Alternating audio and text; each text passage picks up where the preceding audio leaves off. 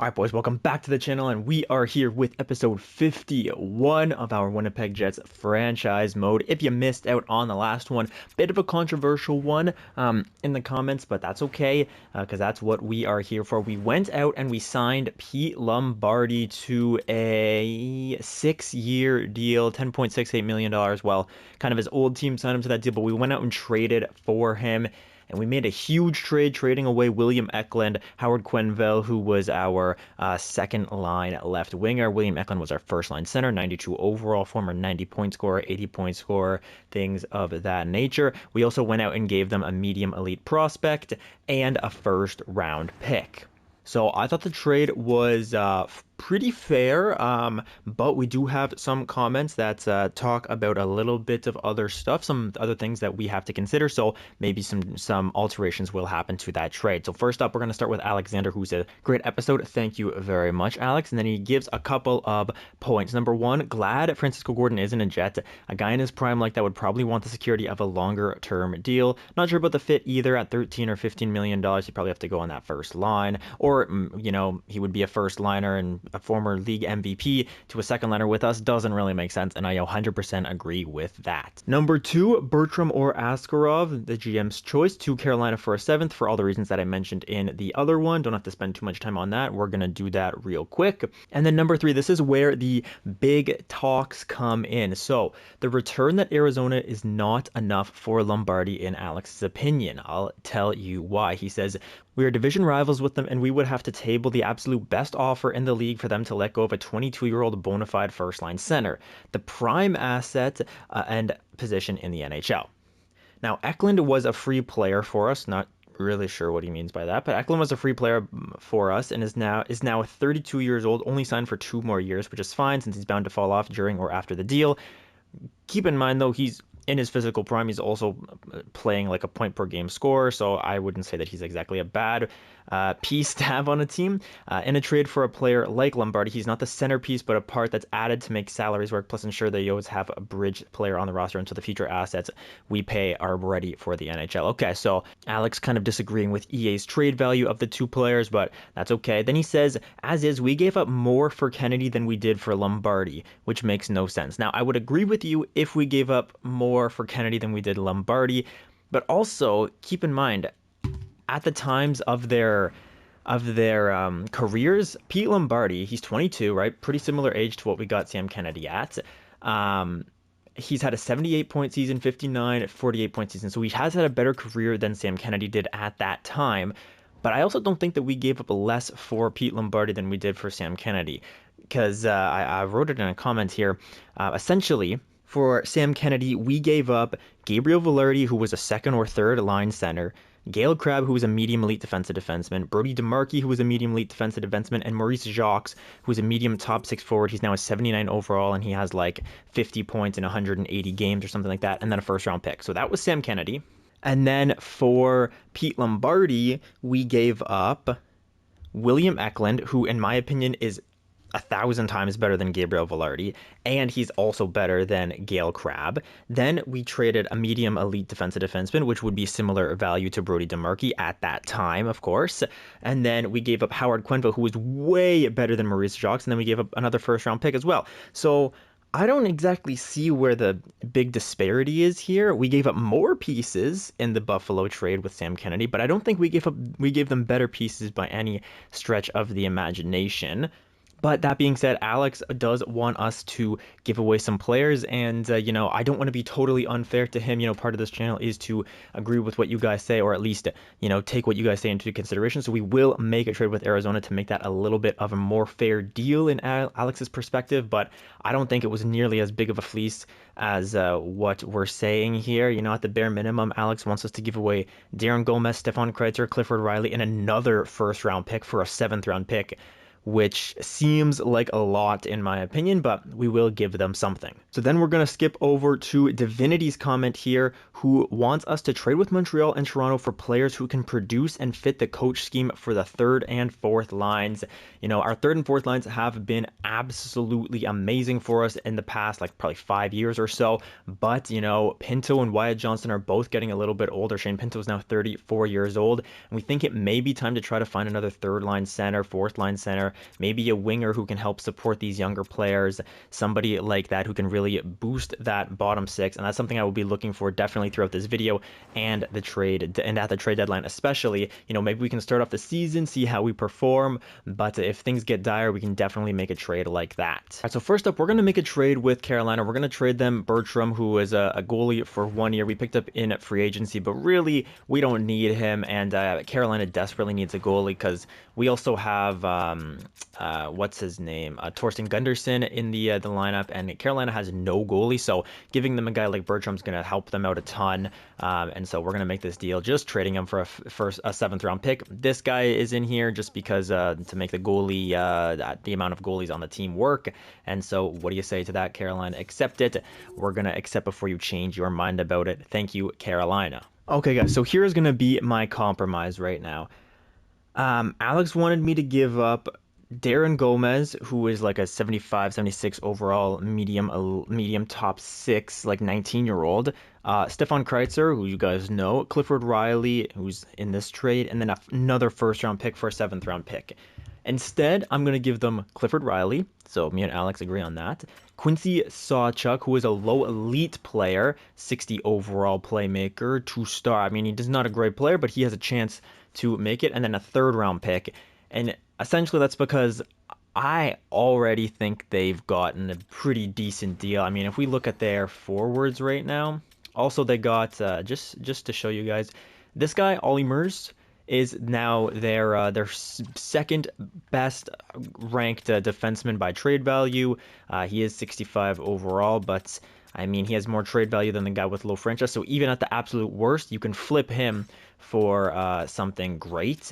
Their offense, okay, William Eklund has dropped to an 89 overall, so that's not exactly good for the case that I'm making right now, to say the least, but he did have 10 points in 6 games in the preseason, so that's not exactly bad. Howard Quenneville is an 86 overall on a deal. Did they extend him? No, they haven't extended him yet, but they will be able to do so. Their forward core looks pretty dominant here. They have a really solid 1, 2, 3, 4, 5, 6, 7, 8, really big top 8. After that falls off a little bit, but they're paying a lot of money to those top 8 guys, so they're going to be a threat for sure. I'm going to be giving them some more prospects, a goalie prospect, medium elite goalie prospect, a low elite forward prospect. They already have a medium elite defensive defenseman prospect that we gave to them, and I'm going to give them a 3rd-round pick. I think this makes the trade fair. I hope you guys do as well. But again, if you vehemently disagree, I can definitely go out there and make another trade in the next one. But for right now, this is what I'm going to do. Arizona, accept that deal. There you go. All right, so with all those trades out of the way, we are now going to be able to get started with the episode here, and we're going to start things off against the Carolina Hurricanes. Love to see them. As always, Kyle Connor and Nikolai Ehlers both played here, but let's start up the season. Trying to make a deep run in the playoffs once again here, but got to get through 82 games first. So first period, 1-0 for Carolina. It's Kirby at Dock scoring on Yaroslav Askarov. Second period now, boys, 2-0 for Carolina. Denisov gets one on Askarov. Third period is now underway as Carolina gets another power play goal. That's unfortunate, and looks like the lines. Okay, Elliot Patrick scores for that first line, but so far, game number 1 hasn't really been going our way. I'm excited to see what Pete Lombardi can do on the roster, but that's not a promising start, I'm not going to lie. But it's just one game, so let's simulate a couple of games here. We can go see Rocky Bomick, who did sign an extension with the, there we go, that's what I'm talking about. So Rocky Bomick did sign an extension with the New Jersey Devils. It's a 4-2 win and a 10-3 win. Oh, a Stanley Cup rematch. I should have went in and watched that one, but a 4-2 win for us, so we'll take that. But Rocky Bomick did sign an extension with the New Jersey Devils. We also have New Jersey's 1st-round pick, so we really want to be able to bury the Devils here. They only have 1 point on the season so far. Bomick's extension was like 6 years, $8.855 million, something like that. He's an 88 overall. He's got X Factor, so he's really thriving over here in New Jersey. But let's see if we can take them down. First period, that's 1-0 for us. It's Matt Svensson scoring on Artur Silovs, former Winnipeg Jet goaltender. Second period now, that's 2-1 for us. Elliot Patrick scores in the power play, and then Racine scores for them. And then there is okay, how do I say that name? Huutinen scores on Askarov there. Power play opportunity now for the Devils. That goes nowhere. Halfway through the third period, we get a power play opportunity. We don't get anything on it though, unfortunately. And then there's Wyatt Kaiser, yeah, gets one, but then Eric Dowd answers back, and this game's tied at 3. And there's something Bieksa scores on Askarov. Oh my gosh! But then there's Will Hoffman, and this is an absolute blow by blow, just trading chances left and right. And you know what, boys? Let's jump in. So here we are. We get our first look at Pete Lombardi over there. Elliot Patrick is on his left, and this is the first time we've went in and watched an overtime in quite some time there. This Pete Lombardi finds the center ice. Oh, doesn't go get anywhere, and now Bieksa is streaking down the other way. Grandson of Kevin Bieksa to his backhand. That's a huge save, though, from Yaroslav Askarov. The great thing about Pete Lombardi is that he does have the quick draw X factor, so we can really trust him out there on the face-off dot. We can always throw the first line out whenever we're watching games in the playoffs or whatever. There's Elliot Patrick's shot, and that's going to be a goal. Winnipeg wins this one, and that's huge. We do give New Jersey a point, which is unfortunate, but we have their first-round pick, so we got to keep trying to bury them every time we see them. All right, so let's continue through here now. No important games. We can go see Sam Kennedy's old team, although we don't even have Sam Kennedy on the roster anymore. So let's just go a couple of games at a time here. Hope to continue this winning streak, and we do with a 5-2 win followed by a 4-3 win. And let's just keep it rolling here, boys. We are 5-1-0 on the season, facing the Vancouver Canucks tonight, and that's a 5-0 loss followed by a 6-4 loss. All right, so we won 5 in a row, and then we lost 2 in a row. Let's try to break the spell here. San Jose, Dallas. These are wow, this is a tough Western Conference team. We saw both of these guys in our run to the Stanley Cup Finals, so they're going to be seeking revenge on us. But let's get some wins. Dallas, it's a 5-1 loss. They're a very strong team. And then San Jose, that's a 3-1 win. Okay, so we break the losing streak at what, 4? We are only 3rd place in our division, which is scary. We have a really tough division. The Coyotes are right behind us, as are the Nashville Predators, and the Blues are only right behind them as well. Wildcard spot is 14 points, so we need to get on a bit of a winning streak here, gents. I'm not going to lie. We're going to stop at Chicago because then I have to do the scouting. That's a good win over the Vegas Golden Knights. I will watch the Chicago game and then go ahead and do the scouting. So we are here in Winnipeg. I wonder what our home record is like. Last year we had an insane home record, but let's see if we can get off on the right foot here at home against the Chicago Blackhawks. First period, that's going to be 3-1 for us. Solomon Pyatt, of course, the rookie, scores what could be his first goal of his career. I don't know. Pete Lombardi gets one, and then Elliot Patrick as well. So great stuff from our first line there. Second period now, 5-2. Nice, Matt Svensson and Elliot Patrick. So the first line really having a night, even though they do have a couple of power play goals.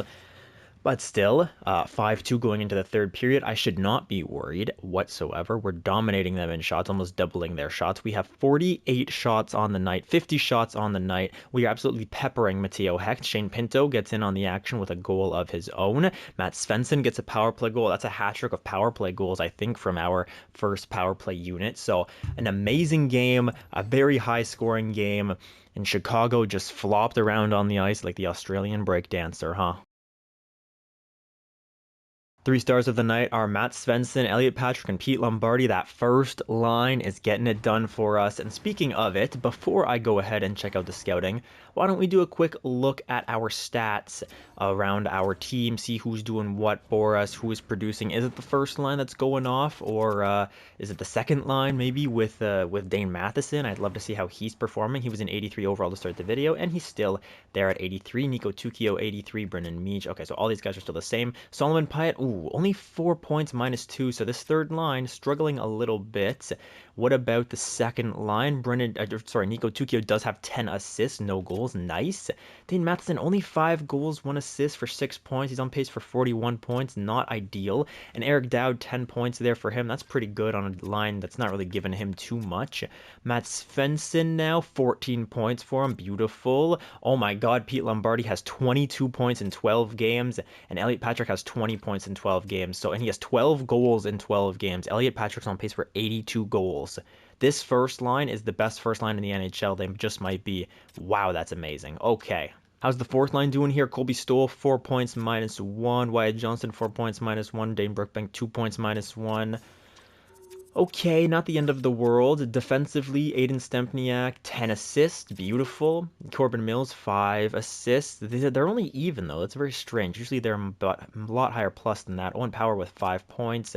Will Hoffman with 6 points. They're also plus players. Nice. Stefan Kreitzer, there we go. Stefan Kreitzer is back, 4 points plus 3. And Boris Nikulin, 1 goal plus 1. So the third line is doing just fine.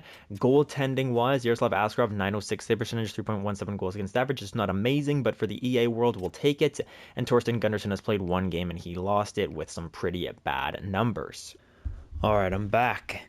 Let's take a look. The Devils are not in playoff contention, which is amazing for us. We go have a little bit of an Eastern road trip here. Tampa, unfortunately, with Sam Kennedy playing really tough hockey out there. 6-0 loss to Columbus, 7-4 win to Tampa. We retain, excuse me, our third place positioning in our division. And now we face the Arizona Coyotes. This is a huge game, not only because it's William Eklund versus Pete Lombardi, but also because the Arizona Coyotes are only 2 points behind us with we have 1 game in hand on them. So this is a huge divisional game. It's also a huge franchise game just because the players facing up against each other. Obviously a huge storyline going into this one is William Eklund versus Pete Lombardi, 2 top line centers, although I think Logan Cooley will probably be their top line center, but still Pete Lombardi's matched up against Eklund all night. So let's get the dub here, boys. Let's show that this trade was in our favor. And here we are, first period. That is not a good start. 4-2 for the Arizona Coyotes. Clayton Keller, something Robertson, and then Clayton Keller with another one, and then Matthew Savoie. On our team, Elliot Patrick and Boris Nikulin both score on Mad Sogard. Come on, boys. We need a huge second period. Here it is. Second period is 6-4. That's a tough one. Clayton Keller, Brendan Meach, Pete Lombardi both score power play goals. Pete Lombardi scoring against his old team. But unfortunately, I don't think it's going to be enough here, boys. Hang on. Shane Pinto gets us within 1 very early on, 12 seconds into the third period. Can we get another one now? We are very close. Power play. Come on, boys. There we are. Shane Pinto with a second of the night. That's going to tie us up at 6s. And these two teams, these hated rivals, the trade within the division just means that much more. There's Will Rieger scoring one on Askarov, and Askarov could not shut the door. We lose 7-6, and that's a big loss to take. Very high scoring game. I'm not happy at all with the performance of our boys. 3 stars of the night are all Arizona Coyotes. What do our plus minuses look like here? Stempniak and Mills. If our top defenseman can't keep the puck out of the net, that's just a rough night for them. What are you supposed to do if your best 2 defensemen on your team aren't gonna play defense, right? It's tough to win games like that. Seattle's a great team. Colorado's a pretty good team as well. Man, this is getting a bit scary here. It's a 4-1 win against Colorado. Great. Give me another win against Seattle. That's a 6-4 win. Nice. And we catapult ourselves into second place in the division. The Dallas Stars, though, as the tied for the best team in the NHL. Oh man, Dallas, they're going to be tough to take out, but we don't have to worry about them right now. We just got to focus on the 2 teams in front of us, St. Louis and Minnesota. Here in this one, that's a 4-3 loss to St. Louis, but then we win. Okay, so we've won 3 out of our last 4. All right, we'll take it. We're still second place in our division. Nice. The Rangers and then Philadelphia. How are the Rangers? Rangers are a horrible team. Philadelphia is an amazing team. So we're probably going to lose to the Rangers and win to Philadelphia. Let's see. No, we did beat the Rangers. Nice. And then we lose to Philadelphia. Okay, but we do get a point in that one at least. And look at how close our division is, man. Separating, 7th and 2nd place is only 6 points. This is crazy. The Wild are 6 points behind us. So all of the Western Conference matchups are huge games, because even the wild card games out in the West here, in the Pacific Division, looks like they have most of the wild card spots. But the Oilers, the Sharks, the Canucks, even the Ducks, like all these matchups are big. So it's a little scary out here. These next 3 games, they're all pretty big games. So let's see if we can take 2 out of these 3. I would be happy with it. 4-3 loss to Minnesota. Marcus Fleischmann, that's a defenseman injured down there, an elite level defenseman, medium elite potential, I think. So we'll keep our eyes on him. Now Anaheim, this is another big game here. Let's try to get a win in it. And we do. Nice. So we did win 2 out of 3, and we get a point in all 3 games. So that's basically as good as I can ask for there. We now have a 3-point lead over the Coyotes in the divisional spot, so we're looking okay. All right, next game against the Calgary Flames here. Before we have a home-at-home against Colorado. We can go in and watch the game at home against the Colorado Avalanche. Let me put Fleischman back in the lineup.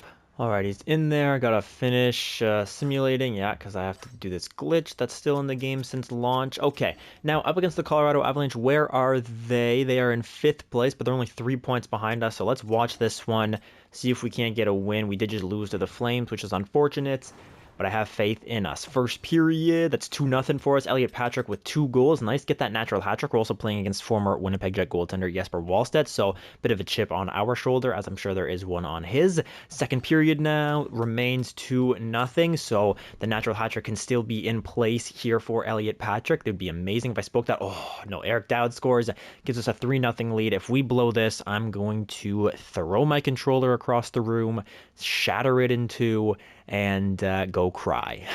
No. Okay, we're playing well so far. We are almost doubling them in shots, 44 shots to 20. That's a dominant performance for the Winnipeg Jets, a really big one as well. Patrick with 2 goals. Askarov had a good game. Will Hoffman with an assist and 4 hits. And we will progress to the next game in high spirits. Next up is Colorado. Then, unfortunately, that's a rough one there where we have to travel and come back home in the same night. We will watch the Arizona game, see if we can get our redemption against them. Brennan Meach, just a minor injury, I guess. He was in the lineup, wasn't he? Yeah, he was already in the lineup, so I guess just a small injury there for Brennan Meach, but he's all good. A win against Colorado followed by a win against Nashville, and we're given a little bit of leeway here against the Coyotes, who have 33 points to our 38, but we do have 3 games in hand as well, so that's good to see that we're finding our form a little bit. All right, Arizona, what have you got for us? You were in our building this time. I'm not sure if you were before as well, but I'm going to assume that you weren't.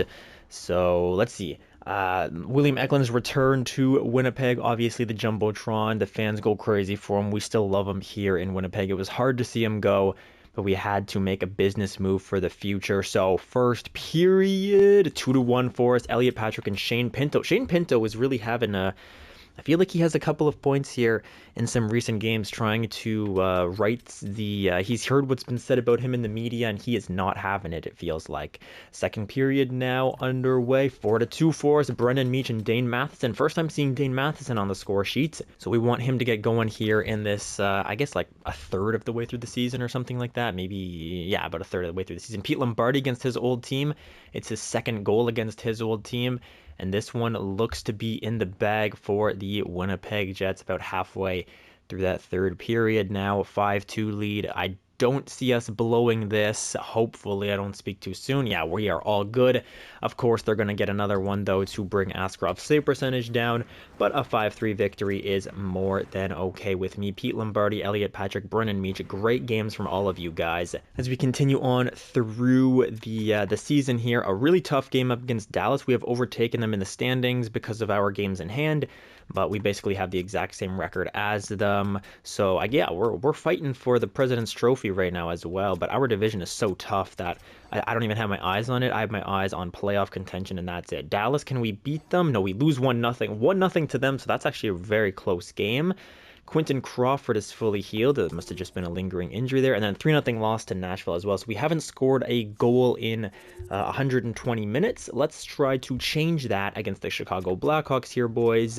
If we lose this one, line changes may be coming. That's a 5-4 win. All right. So there's definitely been a little bit of division here in our, no pun intended, there's been a bit of a divide in our division here where us and the Stars are kind of taking off and everybody behind us is, they're still in really close contention with each other from 7th place to like 3rd place, but it looks like we are a little bit more in the clear. Not to say that we should let our guard down, but I am kind of enjoying where we are at right now anyways. Let's go and simulate to this Minnesota game. I think I'm going to watch the Toronto one after it. 5-0 win followed by a 6-2 win. Great job, boys. That's a 3-game winning streak.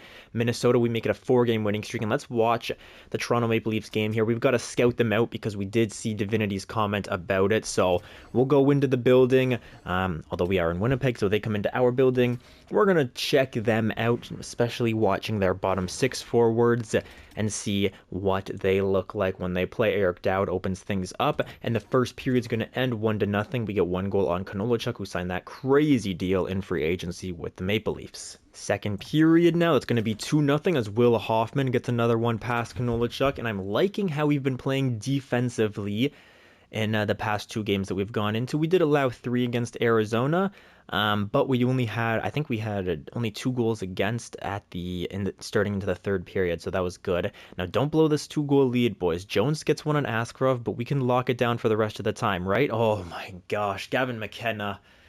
And this game is going to overtime.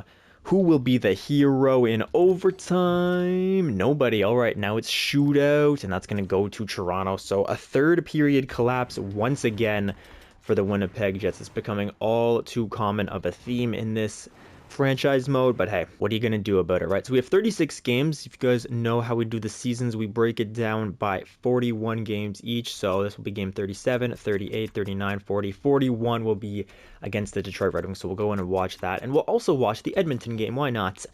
Just to give you guys a little bit of real-time sim. Also see how we simulate in the real-time sim. I feel like we haven't been simulating that well. We're also now on a 3-game losing streak, which I don't like to see.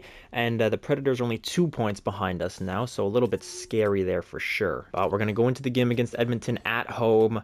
Let's try to get a regulation win here. No funny business. Let's just blow them out of the water, all right? First period. Of course not.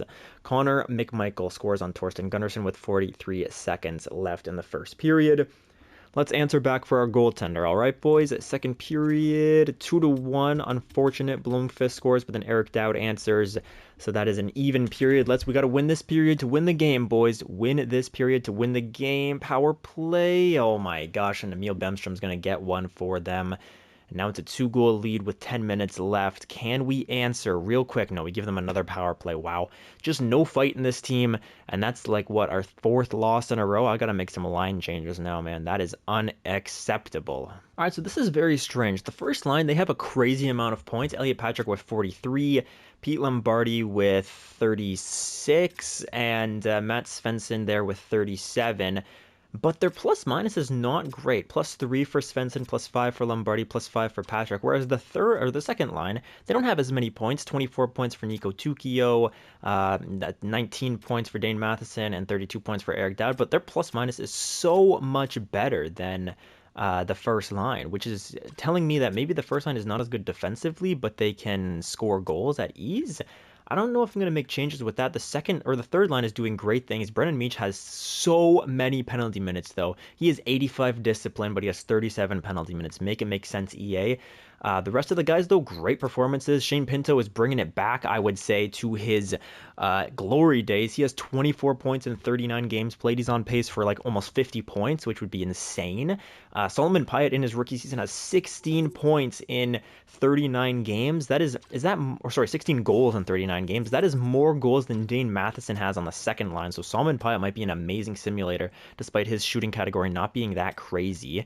His offensive awareness also only 86, so he has pretty subdued stats, but he simulates like a beast. I'm not going to change this lineup, I don't think. And then the fourth line, yeah, maybe we can make a change on the fourth line here, get another fourth line centerman. Wyatt Johnston, 12 points is pretty good for a fourth liner, but -3 is a bit unfortunate. But no, I'm pretty happy with the forwards. The weird part is the defense here. Aiden Stempniak +5, Corbin Mills +7, Owen Power and Will Hoffman are playing amazing. Stefan Kreitzer and Boris Nikulin are okay. I don't know what the big problem is here, why we aren't simulating so well. Maybe I make a change like this, but the second line is doing great. Or is it just our goaltenders? I mean, Askarov, horrible numbers. Torsten Gunnarsson, also pretty rough numbers. Maybe it's just a goalie thing. I don't know, because the guys seem to be playing well together. Maybe we make a slight change. We go, oh, that would be crazy, wouldn't it? No, I can't do that. All right, so just for the next couple of games, I'm going to make a change. We're going to go Will Hoffman and Aiden Stempniak, Corbin Mills, and Owen Power on defense. In goal, we're going to start with Torsten Gunnarsson for this next game. Just trying to make some changes. On the first line, I don't really know what to do. Do I throw Dane Matheson up there for one game? See what happens? Give us a +4. Pete Lombardi. Now, Pete Lombardi's got to play top line, man. Shoot, I don't know. All right, you know what? Just for this one game as well, Wyatt Johnston's going to come out. We're going to put Ludwig Persson in. He's only 77 overall, but he's pretty okay defense. He also has great faceoffs, and he can skate like mad. So we'll see what he can do in there. Wyatt Johnston's not a great face-off taker, an amazing player. We love him, but we're going to just do a small switch, see what it does for us. And up against this game against Toronto here, who have a very rough, what am I trying to say, record here. They're 18-20-2.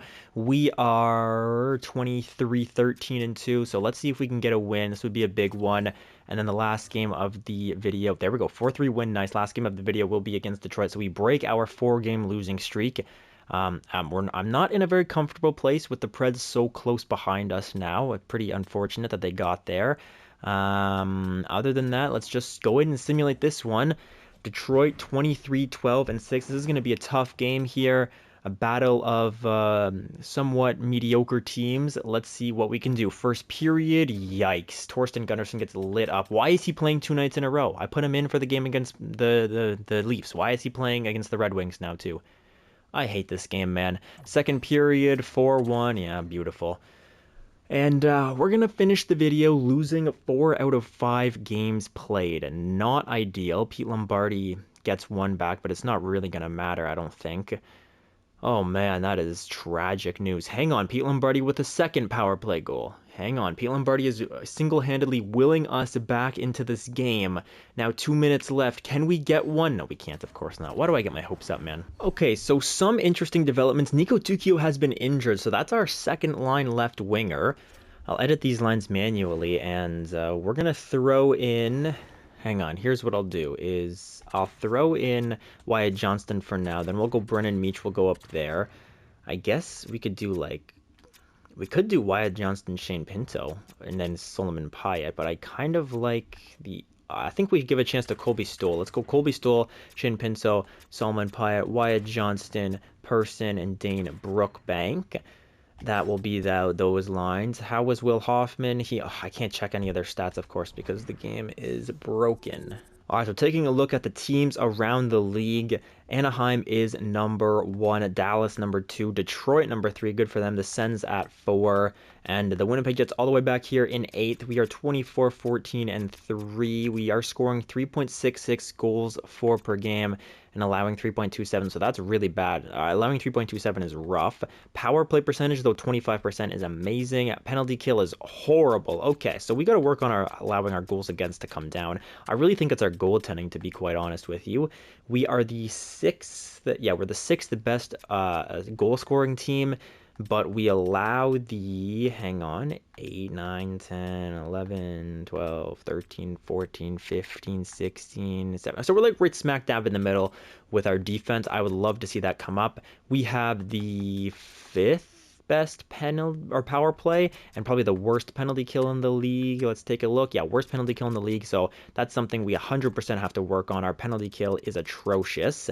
So I'll be looking at guys, for our bottom 6 who can play penalty kill time. Looking at the individual stats, it's the first line and Eric Dowd, as it so often is here. Elliot Patrick, Matt Svensson, Pete Lombardi carrying things for us. We have 2 20-goal scorers. Actually, how many 20-goal scorers do we have? We do have 2 20-goal scorers. Solomon Pyatt is trying to get there as well.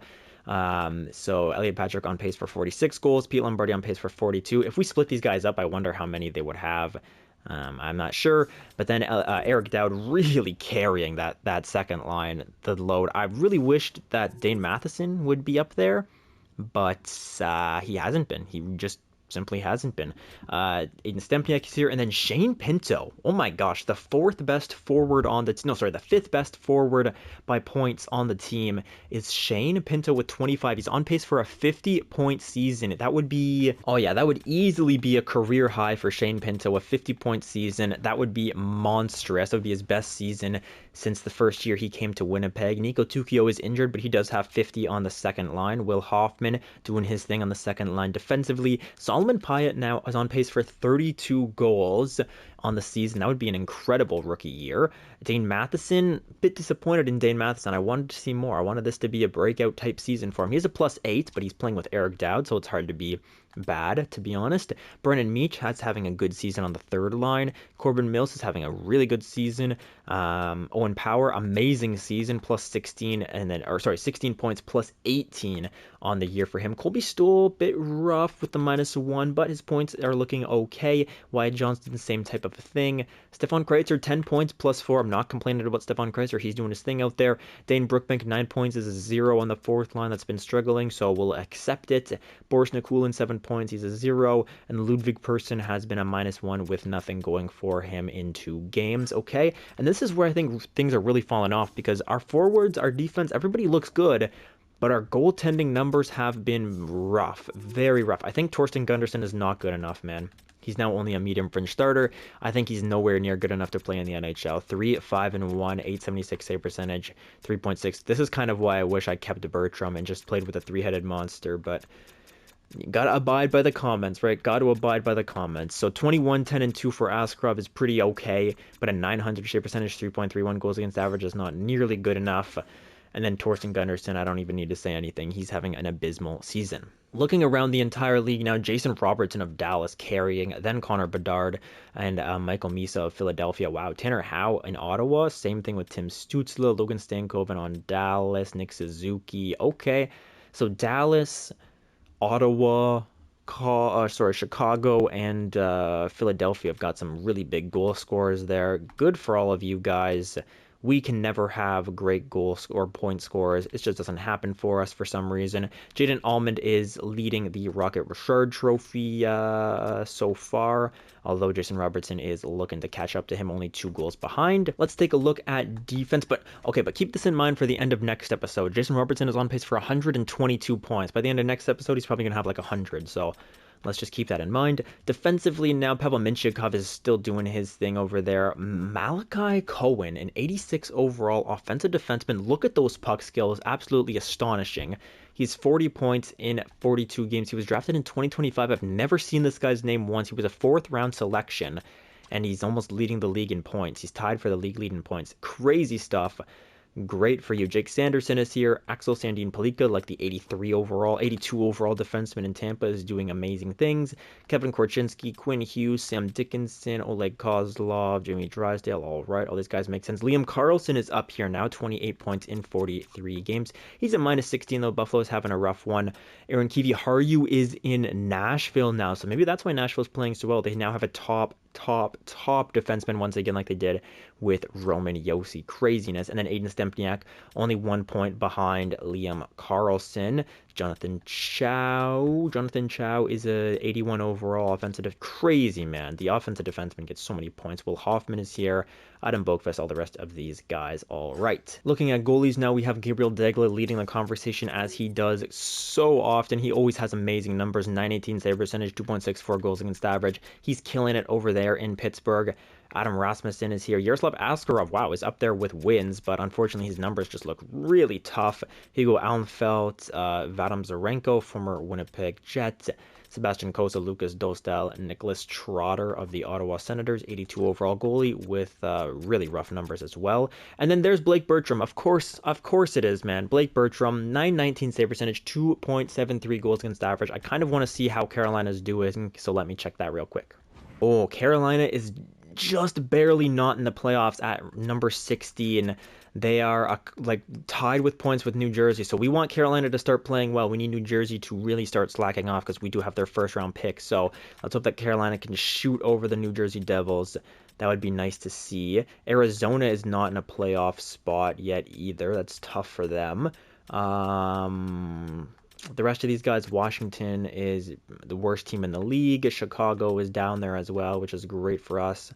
Colorado's down there. All right, fair enough. Now let's take a quick peek at our best friends around the league. First up, at the Arizona Coyotes, they have Logan Cooley, Sergei Tulipov, and then William Eklund has 46 points and in 41 games, so he's playing better than Pete Lombardi is with us. He's a -7, but he's on a worse team. I don't know why this team is bad, honestly. And then Howard Quenneville as well, 40 points in 41 games. Holy smokes, Howard Quenneville is having a breakout season. 15 goals only, but 25 assists. Good lord, these two guys are doing great things over here in Arizona. Out in Buffalo now, Melvin Barker continuing his amazing season from last year. He's up to an 86 overall with the lacrosse skilled up move. I love to see that. His shooting is still 5 stars, 5-star puck skills. This guy is an offensive threat out there. 39 points in 43 games is fantastic for him. Liam Carlson has 28 points. Where are the other boys, the other defensemen here? Brody DeMarchi, 9 points plus 9. That's what I'm saying. Like, William Eklund's way better than Brody DeMarchi. He's also way better than Gale Crabbe, only 7 points, minus 3. Like, as a defensive defenseman, plus 9, you're doing your job. Minus 3, you were definitely not doing your job. Only 82 overall. Brody DeMarchi, 86 overall. Okay, fair enough. Carolina, we obviously did see Blake Bertram. He's I mean, he's a threat for the Vezina Trophy this year. He's playing amazing. Now we skip over to the New Jersey Devils, and we see Rocky Bomick with 34 points in 41 games. He's on pace for 78 points. That would be a fantastic season for him. It would be the best season of his career by far.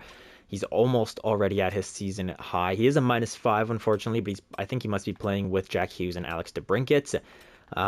So we want to see good things from Rocky Womack, but we want to see horrible things from the New Jersey Devils because we have their first round pick. Rocky is doing his thing out here. Now over to Pittsburgh we go, and Mr. Consistent Cole Perfetti is still basically point per game.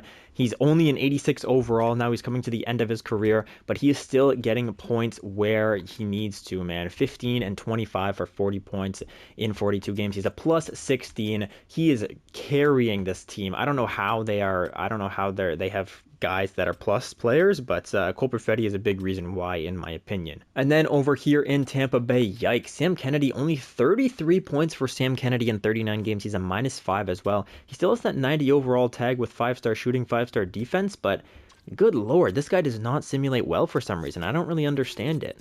All right, guys, so we are going to look at the trade blocks around the league. Keep in mind, we need kind of like depth defensemen. We will take a very close look at Toronto and Montreal. Or sorry, we don't need depth defensemen. We need depth forwards, and then we need goalies, in my opinion. So I'll go through the forwards first. Anybody on the trade block that we could use. I'm looking for somebody in the 80s, you know, low 80 overall, two-way forward grinder, somebody big, maybe power forward that can win face-offs preferably and just be trusted defensively. And so far, there's been literally nothing on the block. I mean, not literally nothing, but there's been pretty much nothing on the block. Okay, here we are. $7 million for one season, not going to happen. Fajimo? I think that's how you say it, right? Sniper. Can I trust him defensively? Not a chance with those 77 defensive awareness, so that's not going to happen. Montreal, nothing. Nashville, nothing. New Jersey, prospects. Yeah, after I go through all the forwards, I will go through all the goaltenders, but so far there's pretty much nothing on the block here, which is really unfortunate. I'll also go back and look. Okay, Tampa has got some stuff, but I'm not paying $5 million for somebody for 2 years. What about this guy, Riley Height? He is a plus player, 11 points. Defense is not very reliable, but he can win faceoffs. He's very quick. A little bit on the smaller side, but this would not be a horrible option. Then we have Samuel Savoie. He's weird defensive awareness, good face-off taker, good shot blocking and stick checking. He can skate as well, quite physical for somebody who's only 5'10". So I think I would prefer Savoie over Height for now. Here's Jake Neighbors, bigger guy. 86 defensive awareness, good stick checking, bad shot blocking, can't skate as well, but has more offensive upside. I'm between Jake Neighbors and Samuel Savoie for now. Let's keep looking, though, of course. We do have a Toronto, so let's take a real close look at Toronto here. They are, I think they are, they're below 500, so we can really look at their forwards here. Is there anybody that we want to take? Maybe Vasily Podkolzin, 81 overall, power forward. Okay defensive stats, but he's really physical. He's a big boy, 6'1", good skater as well, pretty hard shots. Decent offensive guy for the bottom six, but remember, Shane Pinto has been doing his thing. This would also probably be the spot of, I guess this could be like instead of Colby Stoll or something like that. But yeah, Vasily Podkolzin is somewhat interesting. Ty Dellandrea, -5. Good center, good defensive awareness, good offensive awareness, good skating. Pretty physical, 6'1". Ty Dellandrea is very interesting. Andrew Basha, he can play the wing or the center. He's a playmaker, though. Can't really play the center, actually. Not physical. Nah, I don't like Basha as much. I like Podkolzin or Dellandrea a little bit more. Sparks. What about Zane Sparks? Two-way forward. Doesn't have great defensive stats.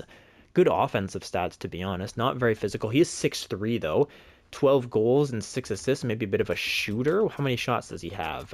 105 shots playing, what, how much time? Not very much. 50. Oh, he's playing 15 minutes. Okay, so he's like a top 6 guy for them. Maybe they don't want to trade him. Connor Zary, 2 years. Nah, I don't want that. So right now I'm looking at Podkolzin or Ty Dellandrea, really. Zane Sparks could be interesting, but he's playing in an important role on their team, so maybe not. Looking at Vancouver, they have nothing on the block.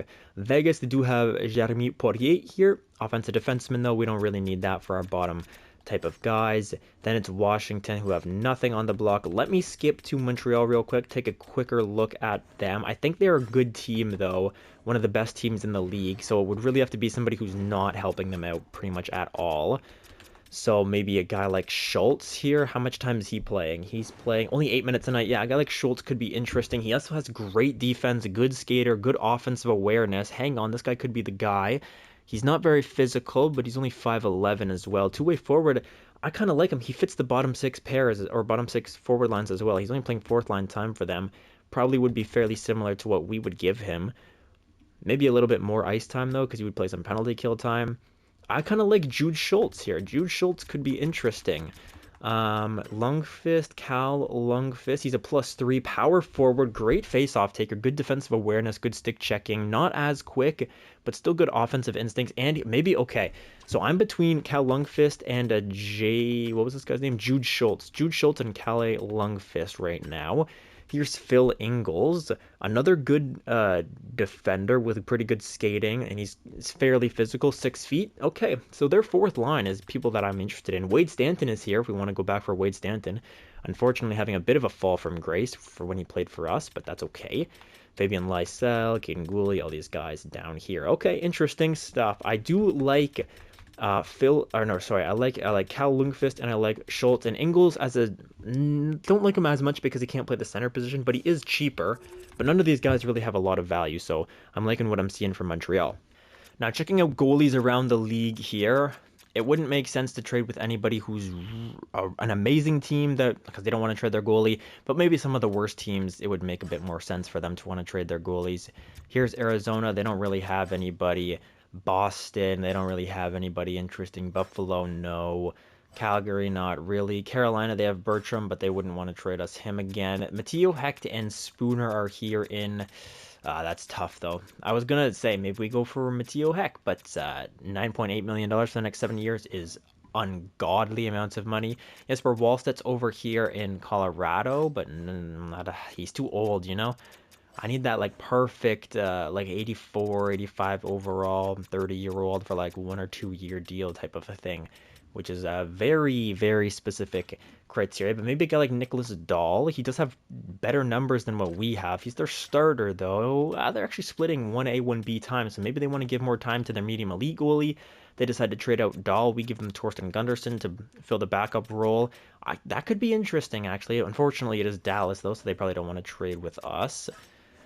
Edmonton also, they have 2 goalies here. Are they in a playoff position? Yeah, they sort of are. They're listed as sellers, but they're still in a playoff position. They have Jake Ottinger on the block, and not too interested in it. Florida here, they have Spencer Knight for 1 year. Okay, Spencer Knight's on his 1 year deal, and they're a bad team, so maybe we go after Spencer Knight. Maybe we give them Yaroslav Askarov instead of Torsten Gunderson. So Spencer Knight, they don't really need a goalie, though, do they? Yeah, they don't really need a goalie. So what would we be willing to give them? I don't know. What are we willing to give them? We have picks. We have maybe a 2nd round pick, and then a goalie or a rookie skater, somebody with not crazy value but decent, I guess. I don't know. Maybe like see, Darren Gomez is 77 overall already. I don't want to give them that. Maybe I guess it would sort of have to be a medium elite guy. Maybe like this guy, Jesus Elliott. And a 2nd round pick for Spencer Knight. Yeah, I mean, they're a rebuilding team, so it makes sense. They're getting a pick. They're getting a great prospect. They're giving this guy away for only 1 year. How old's Spencer Knight now? 30-something? He's 34, though, so this would really only be a 1 year thing for us. Maybe a 2 year thing. But it's interesting. Spencer Knight is pretty interesting. Moving on to LA, they also have a goalie, Vorobiev, but that's a tough contract. Minnesota, they've got Sepinen, another pretty rough contract though. Montreal, they don't really have anybody interesting. Nashville, not really. New Jersey, no. Islanders, Helmerson, Mikhail Helmerson, is that his name?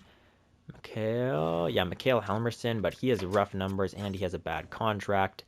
Rangers with nothing, Ottawa with nothing, Philadelphia, Zarkov, but he's their only goalie. Yeah, they probably don't want to trade him, right? And they're a good team. Yeah, they wouldn't want to trade him. Pittsburgh with Gabriel Dagla. I would love to pick up Gabriel Dagla, but Pittsburgh's a great team. They're not trading him for anything. He is absolutely untouchable, man. He's probably the best goalie in this franchise. I always see him putting up good numbers. We have Mats Lundqvist here, who's having a great season with Seattle. Seattle is a good team, though, so they probably don't want to trade him away. The Blues, no. Tampa Bay, Maxime Punanovs, I think. Is it Maxime? Maxime? No, it is Mikhail Punanovs.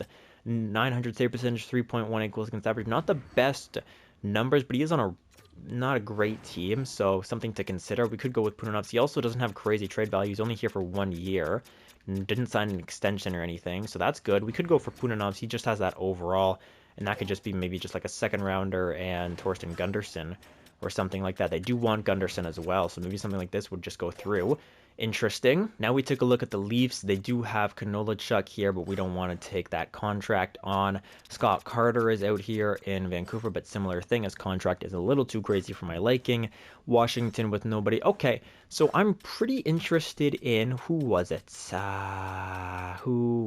Oh yeah, Florida. Spencer Knight is the most interesting guy for me for the goalies. And then for the players, most interesting players for me are the Montreal Canadiens with either Schultz, Lundqvist, or Ingles, I think, are my prime targets for depth players like that. But they're a great team, remember, so we would have to be giving them, you know, also some forward players that can play right now. So boys, all that being said, I hope you enjoyed this episode. We are 24, 14, and 3 on pace for 48 wins, which should be good enough to get us into the playoffs. But it's a tight race here in the West with guys like the Preds, the Coyotes, and the Blues all biting at our heels to get into the playoffs. So I hope you enjoyed it. Give me any comments if you think that I didn't do justice enough with the Pete Lombardi trade. Let yourselves be heard. I will make additional trades to make that trade make a little bit more sense and hopefully appease the almighty YouTube viewers. But seriously, guys, let me know if you didn't think that trade was fair enough. But I hope you guys have a great rest of your day. I'll see you in the next one, and peace out, everybody.